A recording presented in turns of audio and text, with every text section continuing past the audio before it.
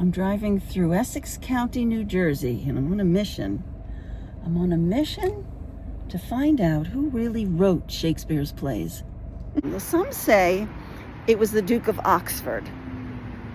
Some say it was Shakespeare himself who attended a typical Elizabethan primary school and learned rhetoric and Latin and history and honored the Romans. I'm here to tell you, I don't think it was either one.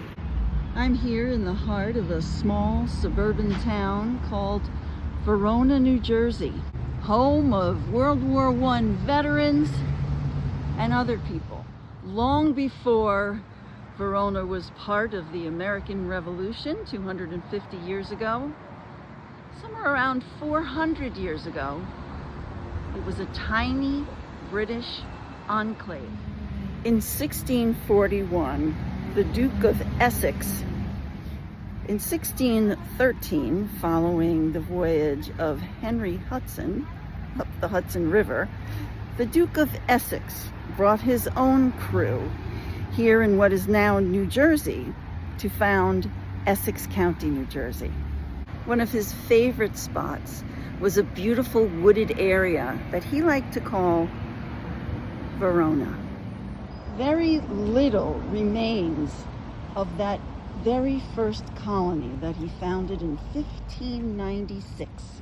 About 100 years before or after Marco Polo's famous journey to the Orient.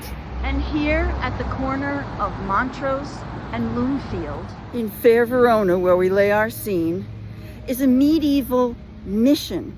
This was a haven for Catholics who needed to go to the New World to be able to have their religion.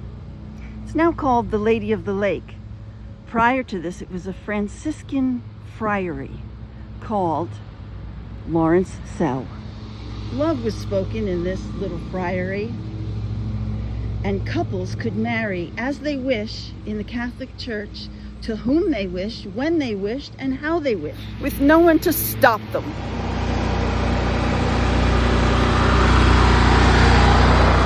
It was here that scholars believe the Duke of Oxford wrote, directed, and starred in, yes, Romeo and Juliet, that famous of all plays. Inspired not by Italy, but by the New World. Remember the line, the flower of Verona, Verona's flower, and made Verona's ancient citizens. You see, the Duke of Essex imagined a place where all that fighting didn't have to happen, where everyone wasn't violent and everyone was nice. But first, he had to tell a story of how it got that way. And the story of people just arriving and getting along, that kind of wasn't enough. There's no world without Verona's walls. And their names shall be known throughout the streets of the ancient city. Everywhere will be a gold statue.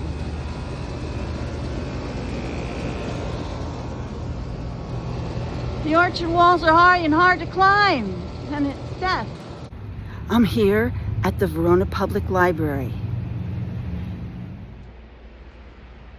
I've combed their collection of early manuscripts and found this book.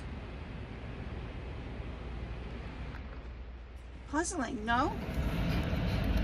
You know, even if I haven't convinced you that the Duke of Essex actually wrote Romeo and Juliet, maybe I've made you a little more curious. And here, what remains of Duke of Sussex's original bungalow.